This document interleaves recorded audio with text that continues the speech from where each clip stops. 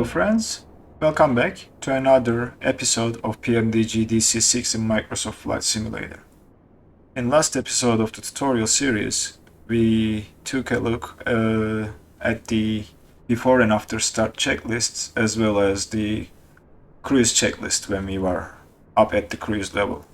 One thing I need to apologize for was I didn't pay close attention to the altimeter in the last episode, and even if we were cruising at 13,000, I kept saying 12,000 and then corrected myself and said our cruising altitude is 13,000, which was not quite right. So apologies for that.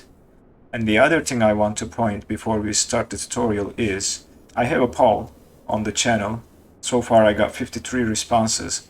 And this is something about the future of the channel, whether we should add another simulation game outside of flight simulation or not. So if you can take a couple minutes to answer a very simple question, that will help me to understand what you guys as the audience are looking for in the future. So thanks for answering the poll to the 53 who responded and let me know about their opinions, and I'm looking forward to see more from you guys as well. As always, while you are here, consider subscribing and turning on the notifications if you like what you see on the screen. Thank you very much. So, today's episode. As I said, we reached the cruise level, so now we need to somehow navigate to our destination. And in this aircraft, I like to do the old school radio navigation using VORs, DMEs, NDBs, so on and so forth. And we will discuss about the basics of that and the fundamentals of radio navigation in a very simple way for everybody to understand. And that is the purpose of this episode. And in the next episode we will look at the descent and the descent checklist. And maybe if we have enough time left, we can look at the landing part. We'll see about that depending on how long the next episode will be. Alright, looks like I have the traffic nameplates turned on, so we are seeing some aircraft flying around us. But what I want to start with is, how do you plan a flight with the conventional radio navigation using NDBs and VOR stations? I think we have a very hefty little tool to help us with that, which is called Little NavMap.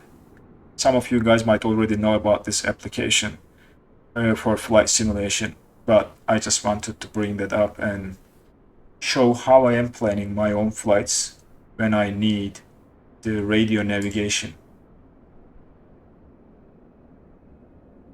the conventional radio navigation from VOR to VFR. Currently we are parked at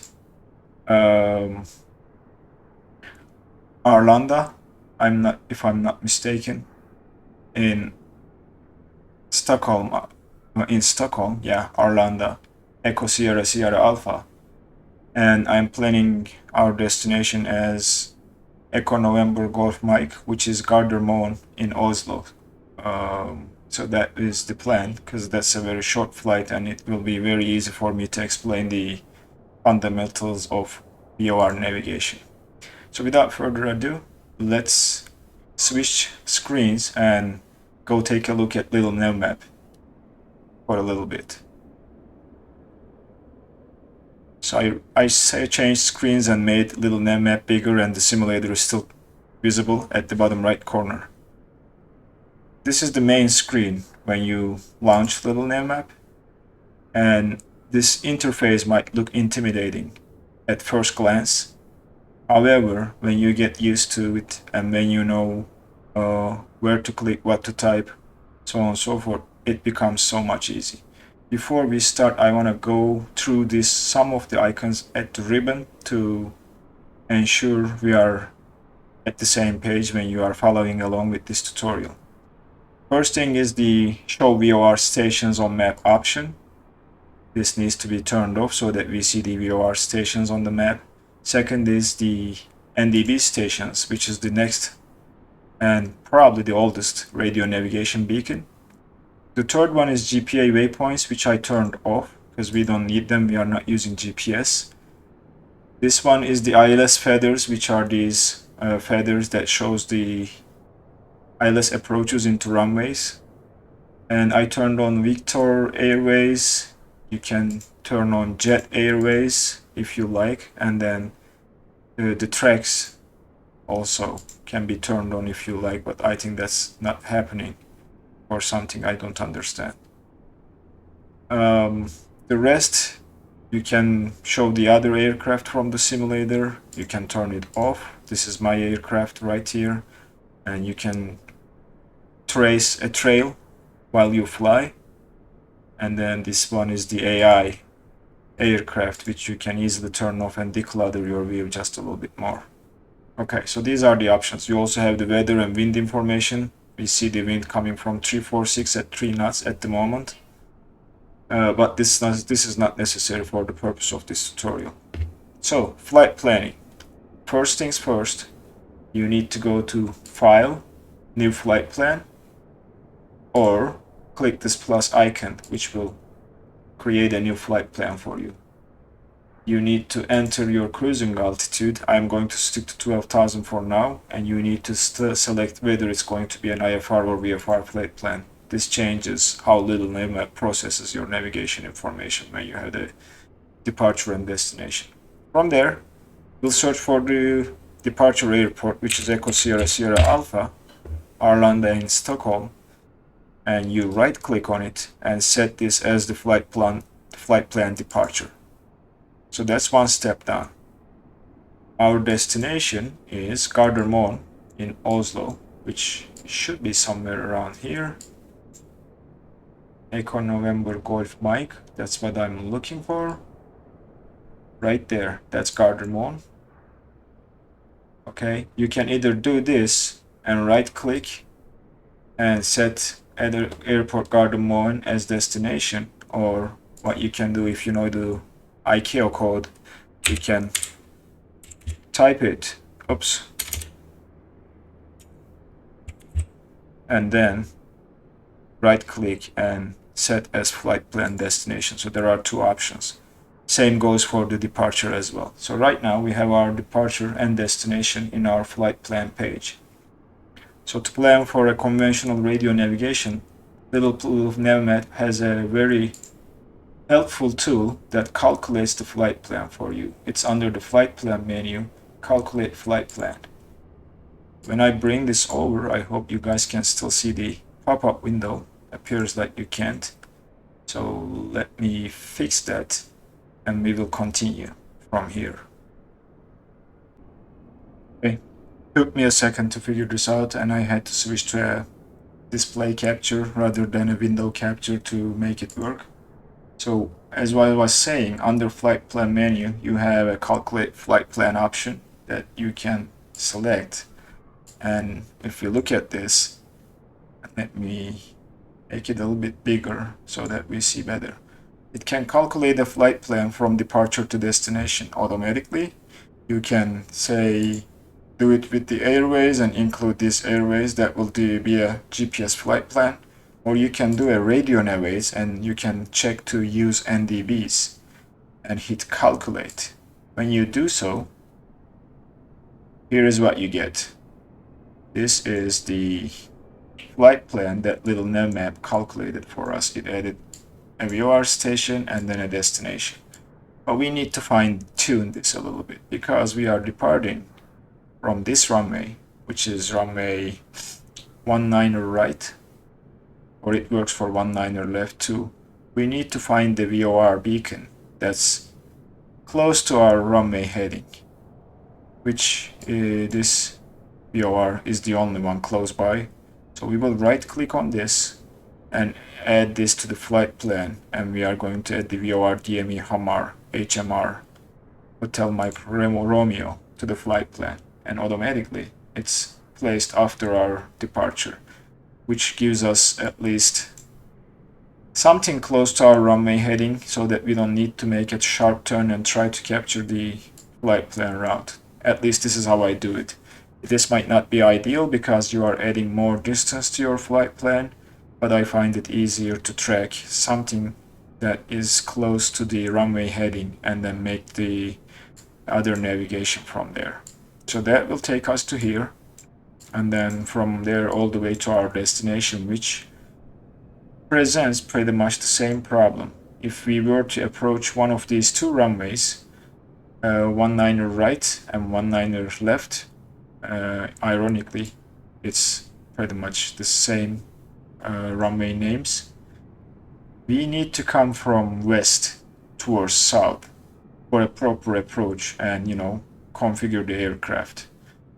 And what can make this easier is there's a DME station, but it's not a VOR, so it is not going to give us probably a direction. I haven't tested that out, so if you know, let me know if DMEs can also provide radial information and course. But what I found easier is go to a close by airport. They usually have NDB stations or VOR stations, which this one appears to have an NDB. And we can add this NDB by right clicking, add NDB HAMR to the flat plan. And as you see, now the little NavMap is confused a little bit on where to place this NDB after I flat plan because it's close to another airport. To fix this, as you see, this is our NDB. You can hold the control button and then press the up arrow, which will carry it one level up, and then GRM is the DME for Gardermoen, so that's the same airport. We'll move it another level up. This should fix our flight plan route. As you see, we are adding another 38 miles because we are not traveling directly to the airport, which we can perfectly, and maybe enter to a traffic pattern and do a teardrop and land. That's another option. But I like to plan it this way so that I know where I will be going and how it is going to look like when I approach there. So that's the flight planning part. To plan a flight using Little NavMap and just a conventional radio navigation. So let me switch back to Microsoft Flight Simulator, and then we will start discussing how we are going to navigate using this flight plan with this aircraft. So I will probably pause here, start the engines, and get ready for takeoff at the runway and bring you guys back so that we can take a look at the takeoff again. We will probably use Artificial Flight Engineer this time because we will be busy with discussing navigation and VORs and whatnot. But first, let's discuss this. Little NavMap also displays the frequencies of the VOR and NDB stations, and it might help you to, tune the frequencies to your nav radios when you are trying to set them up before the flight. And that is usually, I think I need to switch back to Little NavMap and explain what does that mean to you a little bit in more detail, I would say, and then we will discuss how to do the same thing in the aircraft, which is no different than tuning the radios and getting it ready for our navigation. Okay, sorry about that. Let's go back and let's see here. So the first VOR station is VOR DME HMR. If I double click this on the map, it will bring the information, and you can also do so by double clicking this. So it's showing VOR DME HAMR, and I think I clicked the wrong spot, so let's see if this works. Yeah, VOR DME HAMR, and the frequency is 112.60. So that's our first frequency that we need to enter to the radio. The second one we will be tracking, which will be our standby frequency, is BOR, Bravo Oscar Romeo, which is 117.60. So these two frequencies will set Nav1 radio with initially this one as active and this one as standby, and we'll do the opposite like you have seen in the last video, I believe, for the second nav radio as a backup, so that we have the second radio tracking this VOR, and the needle will start moving when we start to receive the signal from this radio beacon. So that was the missing piece I forgot. Let's go back to the simulator, and I will meet you at the runway ready to tune the radios and take off. See you in a little bit. Welcome back, friends. As you see, we lined up nicely on the runway at the bottom right of the corner, and I wanted to talk one more thing before we tune the radios and take off, which is the course that we will be tracking towards that VOR station. This yellow line is our flight path in Little NavMap, and the distance is displayed here as 40 nautical miles, and then this 14 degrees M is the course that we will be following to track that VOR station, and this is what we need to enter to the course deviation indicator to stay perfectly on this line when we are flying. The other thing, when we reach to this VOR station, is, let me zoom out, this is the second segment of the flight plan, which is 86 nautical miles, and the course is 272. So we will be adjusting our CDI to match that course. Sorry, Little NavMap come back to the plane because it's tracking my plane. And then the third one is 133 nautical miles, 277 or 277 is our course, and the last one is 38 miles and 176. And then we will probably divert from this course to intercept the ILS when we are trying to land. Okay, let's jump into the simulator and start with tuning our radios. Here we are in the flight deck of the DC-6. If we go up to here, and if you remember from Little NavMap, we first looked at it, the first frequency is HMR, Hotel Mike Romeo VOR station, and the frequency is 112.6. So we will tune 112.6 as the active frequency, and then the second frequency we had was 117.6. That will be our standby frequency for NAV1 radio.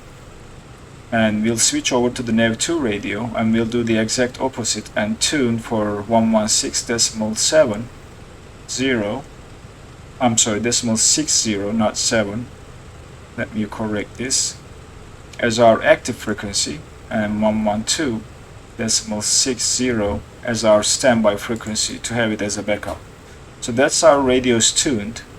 We are not receiving the signal yet, but when we are up in the air, we will start to pick up the VOR signal because that's not far away.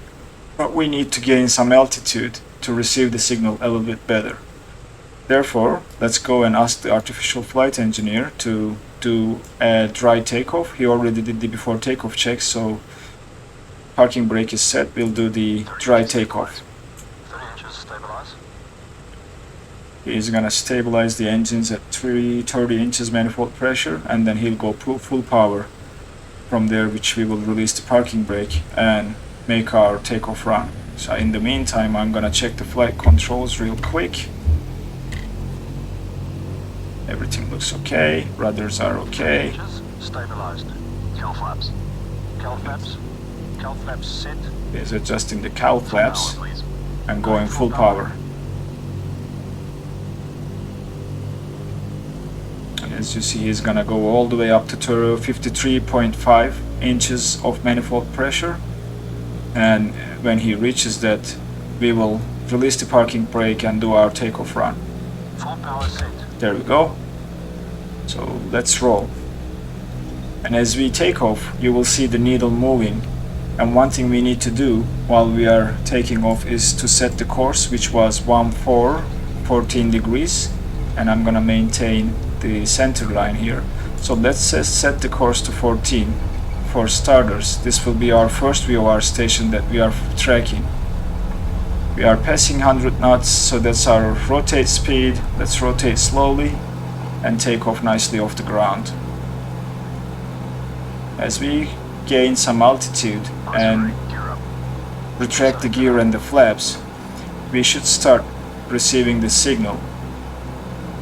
In just a little bit, I assume. I haven't tested this flight route before recording the video, so I'm assuming it will be there, but we'll see what happens.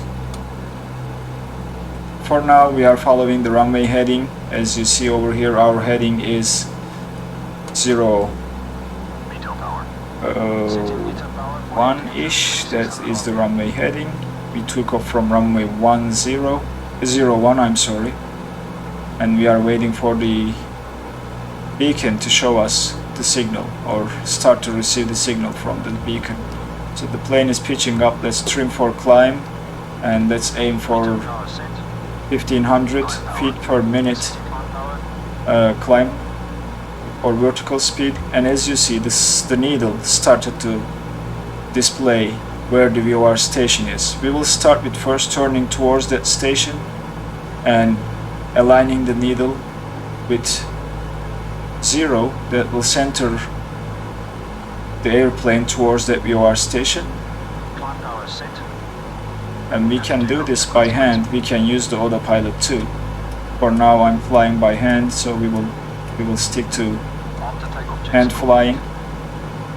We are climbing a little bit faster than I like, so we will pitch down a little bit and correct our trim. And as we see here, the course 14 is to our right, so we are still not following it perfectly. It's on our right, but we are traveling towards that VOR. To intercept the course, we need to move to the, or turn to the right a little bit. The needle will keep moving, but we will see this CDI needle coming towards the center, and that's when we know we are centering the aircraft on that course. So that's the basic radio navigation when you are trying to track a VOR station. And as we get close, we can start making the turn towards the needle to take it back to the center, and it should put us back on course pretty much. We are still climbing nicely. I'm not happy with the trim, but as we make turns it changes, and as you see, this needle is slowly getting to the center, which tells me that we are almost on course and need just minor adjustments. The climb rate looks nice right now. We don't want to turn more because that will put us off course. You need to maintain your level flight when you are happy with the altitude, when you are happy with the direction of the aircraft. Let's go and turn the gyro pilot on. It will help with taking care of things a little bit better. We will aim for a 1500 per minute climb rate, and we will trim for that using this small trim wheel. That looks about right.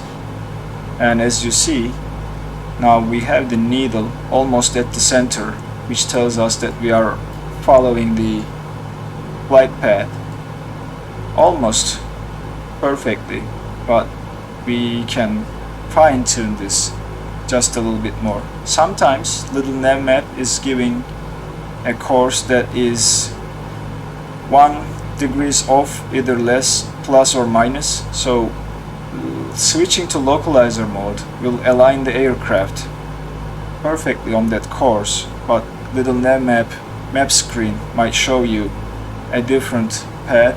Maybe the course will be on your left or right, depending on what your real course is. You can, if you are too worried about it, you can change this course to 15 degrees and the aircraft will correct itself and get back on course, which I will share by switching screens to Little NavMap after we align back with the course, and show you how does that look in the Little NavMap screen. So that's how you track a VOR station on a certain course towards the VOR. When we reach there, you have two options. Either the next VOR is too far away for you to track, which means you need to keep tracking the same VOR on a different course and wait for the signal from the next VOR station on your route. The other option is, if you are receiving the signal, switch the nav frequencies, switch to the next VOR station by switching frequencies here, and then start tracking that VOR station on your given course, which we'll talk a little bit more when we switch back to view Little NavMap. Here in a second, I'm waiting for the aircraft to align with the new course that we set, and you will see the difference because it's also drawing the flight path for us. So we should see aircraft turning to the left and intercepting the course, and because the needle is at the center, now this needle needs to come to the center to put us on the correct course. And as I said, there's always a chance that it might be off 1 degree plus or minus. Anyway, and the wind also has an effect which autopilot will compensate for, but you need to do it manually if you are drifting off course because wind is pushing you to either direction, left or right, off the course. I think we can switch to the Little NavMap. We are going to get to our cruising altitude a little bit later. We can shallow the descent so that we can have more time to discuss. So let's trim the pitch nose down and trim down for a shallow descent, or less descent. I'm saying descent, less vertical speed to climb. That's what I was trying to say. Let's get back to Little NavMap. As you see here, we are on course. That's dashed line is the line that we draw. So it was this line, and then this is where I adjusted to 15 degrees by thinking it might be off, and we are almost on course, dead on, spot on, you name it. So when we reach to this VOR, if we start to receive the signal from the second one, which will make this needle move, we will switch nav frequencies and track 272 for 86 miles. If we don't, we will keep tracking this VOR, this time not towards but away from that VOR, which is displayed over here. When I switch to the aircraft, I will explain that a little bit more. And same goes for this one. When we start to receive the signal from the next, which is an NDB, we will switch to an NDB source, which is this middle radio here, and we can tune the frequency. That frequency is 371.0, so we can do 371 and make it active so that it's ready for us, and the course for that NDB will be same for traveling away from this VOR, which is 277. So the course for the NDB is this guy down here, and we'll set this to 277 as our heading, and this needle will display exactly where that NDB station is. Passing 11,000, let's just get to our cruising altitude by getting back to the simulator, and we will talk a little bit more about setting up frequencies and what we need to do when we get close. We still have 16 miles before we reach to that VOR station, so we are coming to 12,000, which tells me that I need to slow down and drop the vertical speed to about 100 feet per minute, so that the aircraft doesn't bounce when we engage the altitude hold. So that is looking good for now, but we need to pitch nose down just a little bit more because we are approaching 12,000. That is looking okay to me. We can stick to this vertical speed until we reach 12,000, which is almost there now. And the vertical speed keeps jumping, so we'll turn on the altitude hold, and it will hold the altitude at 12,000. Okay, so when we reach to this VOR, which we will in the next 13 miles, we either receive the signal from the next one, or we will keep the same VOR and start tracking away from that, which is displayed on the CDI. As you see, if I go down, there is an up arrow, which means that we are traveling towards that VOR. At the moment, when we pass over that VOR, this should turn to a down arrow that is telling us that we are tracking away from that VOR. And at about 5 miles we will take the localizer mode off and go back to gyro pilot to set the course again, and then we will go back to localizer mode to start tracking the next course, which is 272 for 86 miles when we reach to this VOR station. So that's the basics and fundamentals of how you navigate using radio beacons. From VOR to VOR, this is what you need to do. If you receive the signal, you switch to the next station, set the course, turn the localizer mode on, and you will be traveling to that VOR. If you don't receive the signal, you wait until you pass over, and when this arrow turns to a down arrow, you set the course, you turn on the localizer mode, and you will start tracking away from the VOR you just passed over. And you keep doing this. Let's set the cruise power. We don't want to overspeed. And we are 7 miles away. I think this is just about a good time to switch away from the localizer mode on the gyro pilot and go to gyro pilot mode, which will keep our current flight attitude, holding the altitude and our heading towards the VOR until we pass over it. And what we are waiting here is we are waiting and keeping an eye on this course deviation indicator to tell us that we now are above the VOR and started traveling away from it, which will move this course needle. It will go haywire either to the left or right, and this needle will swing around and turn upside down and start pointing backwards, which tells us that we passed over that VOR and we are now traveling away from it. Alright, I think it's about to happen. We are 3 miles away. DME display might freeze. When you are over the VOR, it will not read a signal and it will not tell you your distance to the VOR. That's natural, but I think it happens around 1.5 to 2 miles depending on the VOR station you are tracking. It's not same for all. 2.2 miles, getting closer, and you will see this needle moving towards right, and then it will turn around and show backwards like you see. Now we are above the VOR. The signal is not received because there is no signal if we are on top of the VOR beacon, and now we started to, as you see, track away from that VOR. So let's set the course to 277.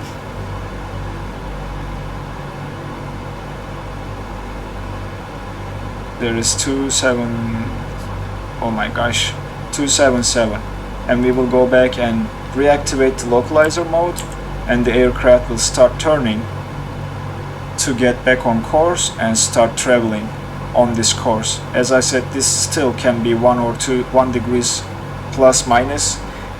If you are super worried about that, you can take a look at the Little NavMap map and adjust it, but that's sort of cheating. So 1 degrees off is not going to make a huge difference when you are tracking radio beacons.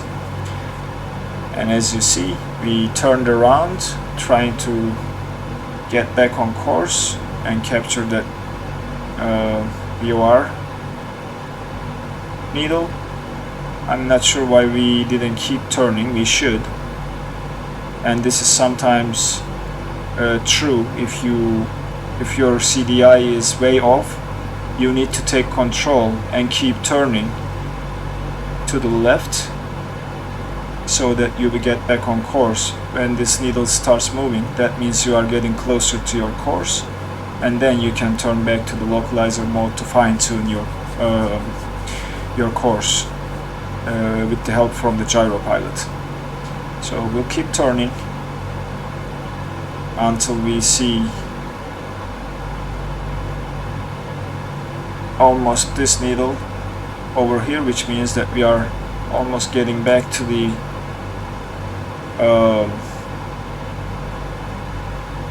our initial heading which we took off with, and then this needle will start moving, telling us that we are getting close to our course, which will then adjust the course when we get this needle to the center, which will tell us that we are tracking to that VOR station, away from that VOR station on course 272.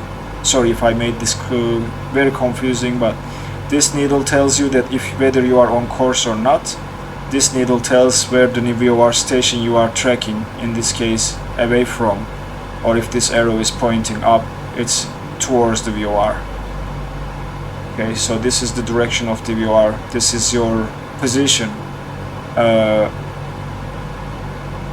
relative to the course that you're supposed to track to reach to your next waypoint. Okay, let's switch to the localizer mode again and see what the aircraft does for us. So the needle, as you see, started moving towards the center, which tells us that we are getting close to our course. So when this is close to center, you will see the aircraft making a right turn to intercept the course and keep going on that course until we receive the signal from the next VOR station, which will have the same course, but then this arrow will point forward and this arrow will point up, telling us that we are traveling to that VOR station. So that's what we are waiting on for now, and we are trying to get back on course with the help of Gyropilot. So almost on course, the needles are almost in the center, which tells me that we are almost on the right course, tracking away from this VOR station we just passed, and waiting for the signal from the next one, which is 117.6.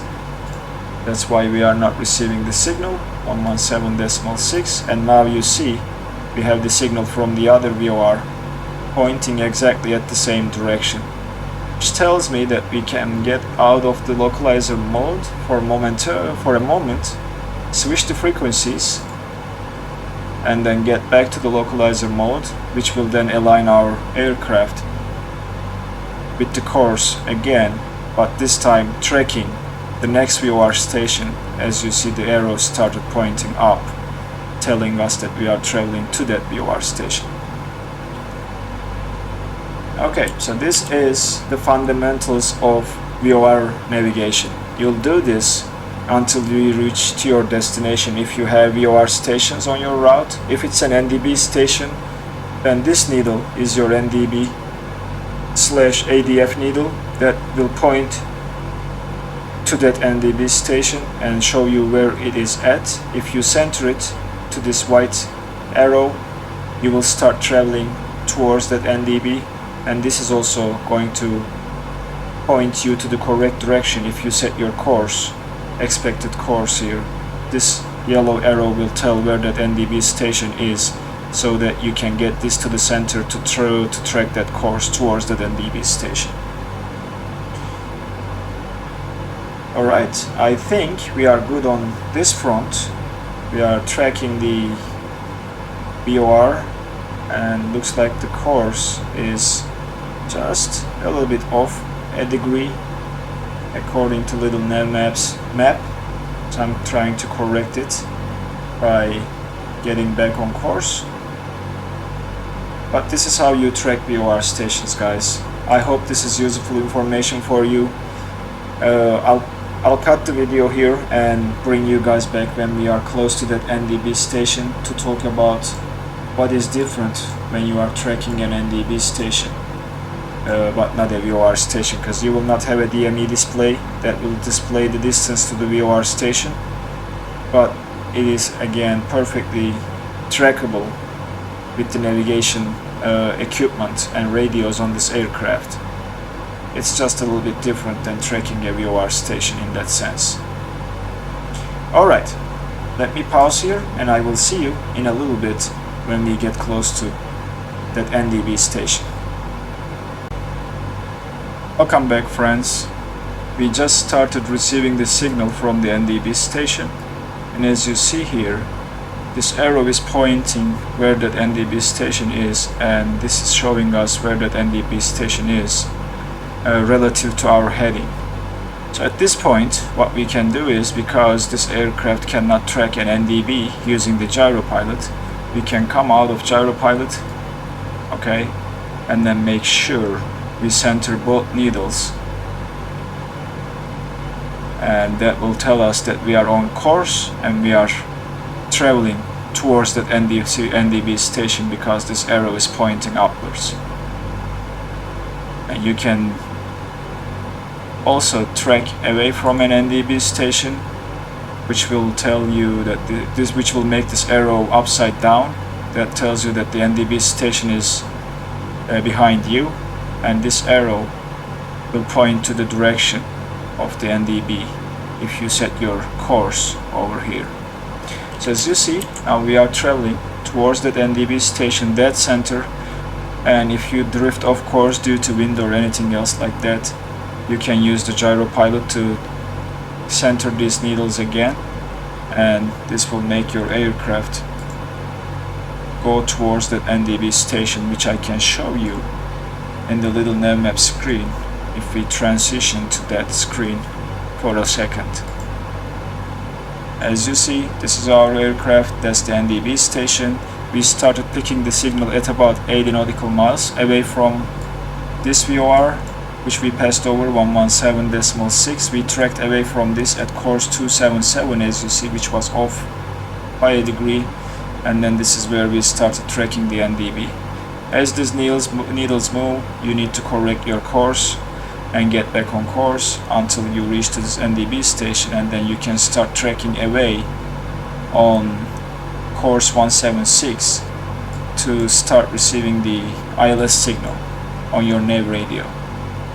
Okay, so this is what radio navigation fundamentally is in PMDG DC-6 or any other aircraft who can track VORs and NDBs like the GA aircraft in the simulator or some others. I wanted to put this video out before we discuss the descent and landing part of this flight.